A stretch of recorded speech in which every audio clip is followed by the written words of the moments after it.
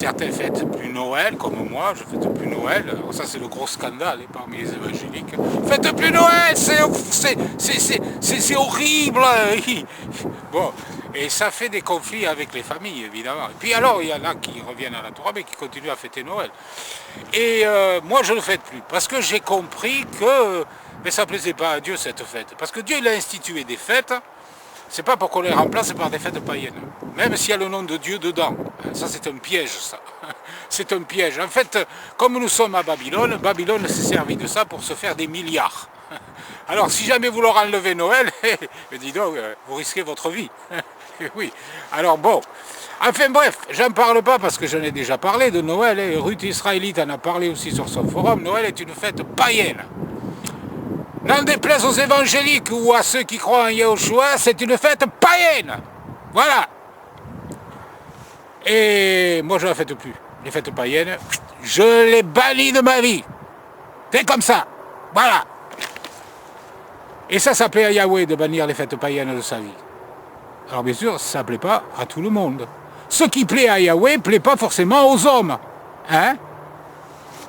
Bon, comme dit Paul, si je plaisais aux hommes, je ne serai pas serviteur de Christ, il dit de Yeshua. Alors de qui voulons-nous être serviteurs? Parce que si nous voulons plaire aux hommes, nous ne plairons pas à Yahweh, à Elohim, à Dieu. C'est pas parce que les gens ne sont pas d'accord qu'il ne faut pas dire ce qu'on pense quand on pense que ce qu'on dit est vrai. Vous savez qu'il y en a qui sont morts pour avoir dit la vérité, hein? Et vous savez, dire la vérité, c'est pas toujours facile.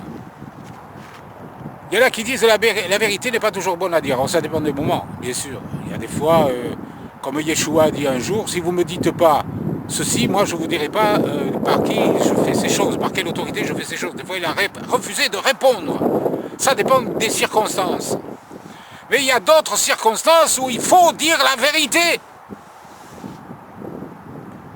Et quelquefois, certains l'ont fait au prix de leur vie. Certains, on leur demande de relayer Yahushua. Si tu ne relis pas Yahushua, on te tue, on te coupe la tête.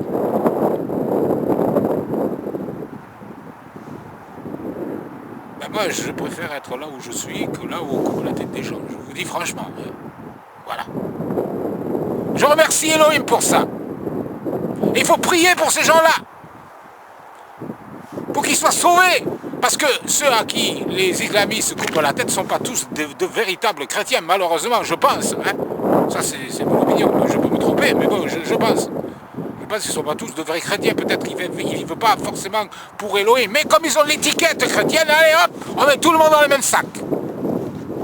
Si tu n'es pas musulman, t'es je ne sais plus comment ils disent. Hein. Voilà. Il faut être musulman pour être bien. Non, pour être bien, il faut suivre Elohim. Il faut suivre Yahweh. Il faut suivre le Dieu d'Israël. Et le Dieu d'Israël, c'est qui? Eh bien, le Dieu d'Israël, c'est le Dieu de Jacob, le Dieu d'Abraham, d'Isaac. Et la Bible nous montre clairement qu'il n'y a pas deux peuples. Parce que les évangéliques, ils séparent Israël de l'Église. C'est pas biblique. C'est pas biblique. Qu'est-ce qu'il dit Yahweh dans sa parole? Il dit je suis le Dieu.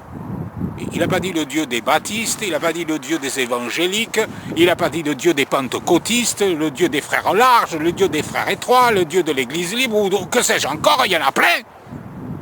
Ou même le Dieu des musulmans. Non, il a dit je suis le Dieu d'Israël.